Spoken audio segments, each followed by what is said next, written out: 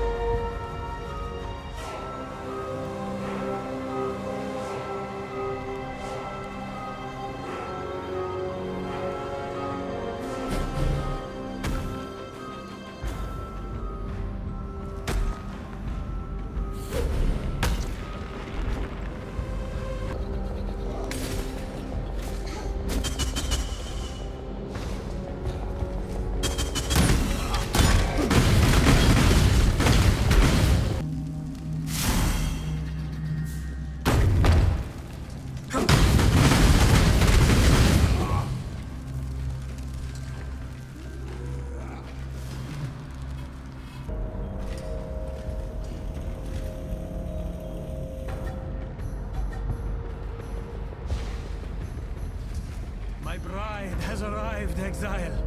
I hope you brought a wedding gift.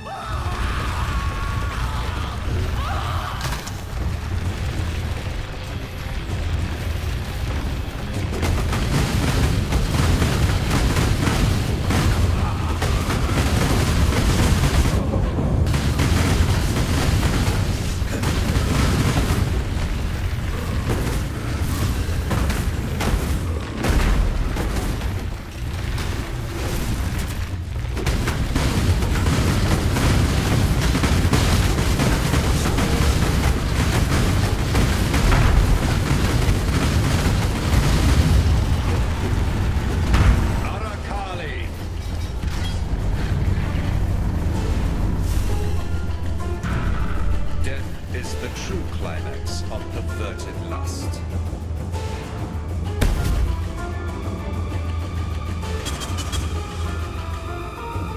Many an artist of Esmerian descent has engaged in the sad worship of that sultry arachnid. But you looked in those hypnotic eyes and then ripped them out. She lies in her bed of sordid memory, alone. A little of us.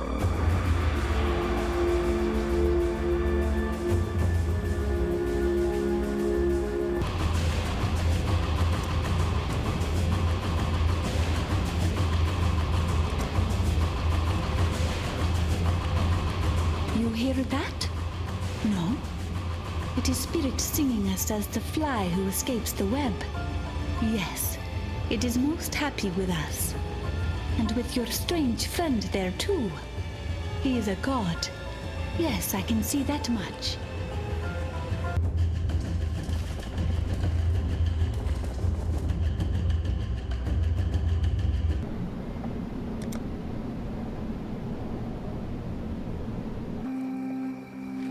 Many an artist of Esmerian descent has engaged in the sad worship of that soul.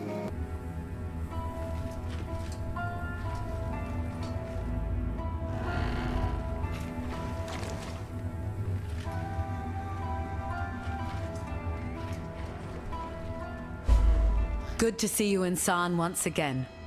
I wish that we could be greeting under fairer skies, yet this city remains clouded in strife. Lunaris, eternal goddess of the moon, and her sister Solaris of the sun have risen to reclaim what was once their own. Siblings equal in... Talakoda. Good to see you still soldiering on. With all these gods in past horrors wandering around Sarn, I don't assume anyone's alive and kicking these days. Doedre Darktongue is the insidious infection that threatens to make septic the great and terrible wound that is Sarn. However, any certainty that I had as to her exact whereabouts has been sundered by the sheer stench.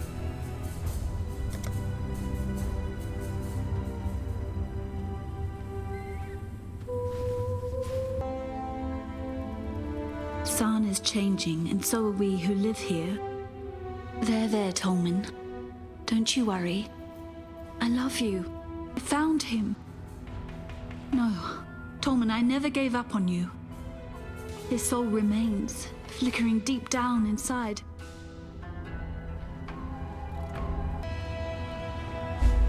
If Sarn wasn't mad enough, now we've got some whip-tongued hag cooking up a stinking curse in the sewers.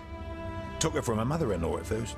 But no, based on my meagre historical knowledge, I reckon we have a certain Doedre Darktongue to contend with. Where in blazes is she hiding? I've no idea. So, the only way we're going to catch this witch is by getting our hands...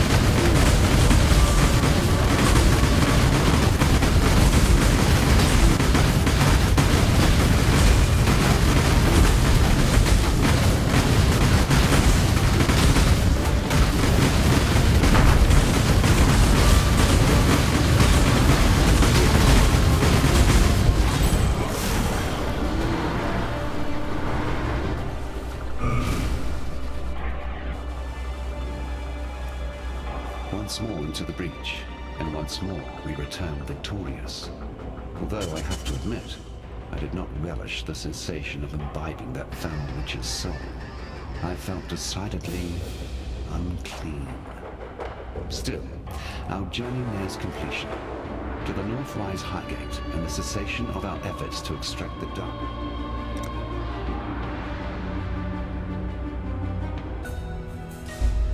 These owl eyes of mine have been watching the sun goddess from afar.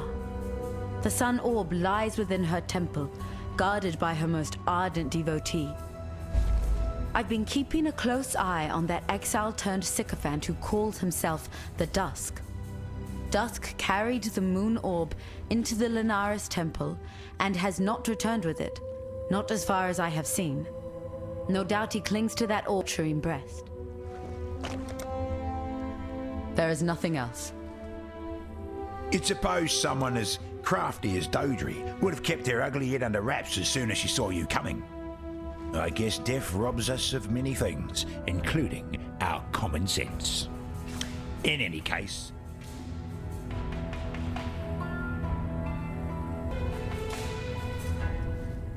Tell me something. Any chance you might be willing to join forces and turn a healthy profit with old Argon? You ever heard of the Wings of Visteri? Not just another damned artifact. This one was the highest symbol of the Office of the Meraketh, held by the Sechima of Sechimas. History books will say the wings were last worn by Sechima Asenath, the Golden Sechima, the one who went and got herself murdered by Hector Tatoosh. Exile, you've helped me before. You can help me again, can't you? My hope waits for me to the east, shrine in the key. The Ankh of Eternity. Veruso, Prima Imperia himself at the dawn of the Empire. If the legends are correct, the Ankh has powers over life and death. When paired with the correct Asmerian ritual, I've learned the ritual. All I...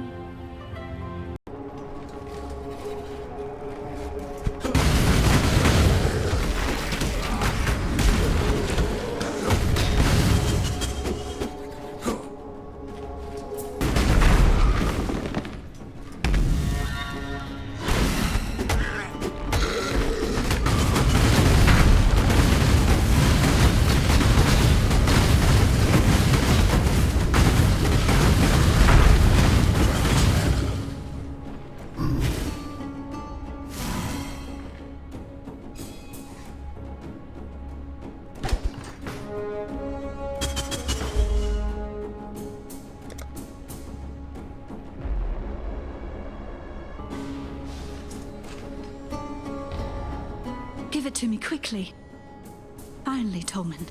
We can be together as before. All right, let's begin. Suffering will besiege us, and yet love will prevail. Okay?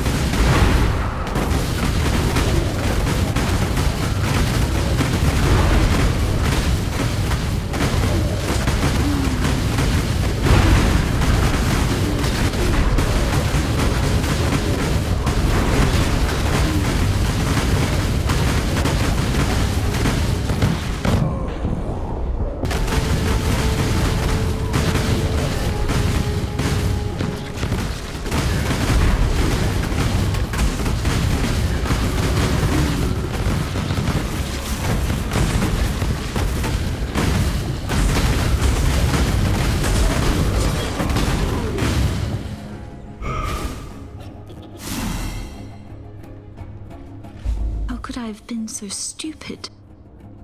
Veruso didn't hide the Ankh out of shame. He hid it out of fear, out of... Oh my. What did the Ankh really do to his wife?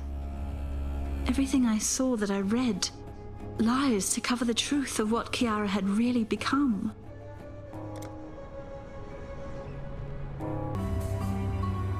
Poor Tolman. He was never really with me, was he? Just the shell of a man I loved. Wherever he is now, I hope he is at peace.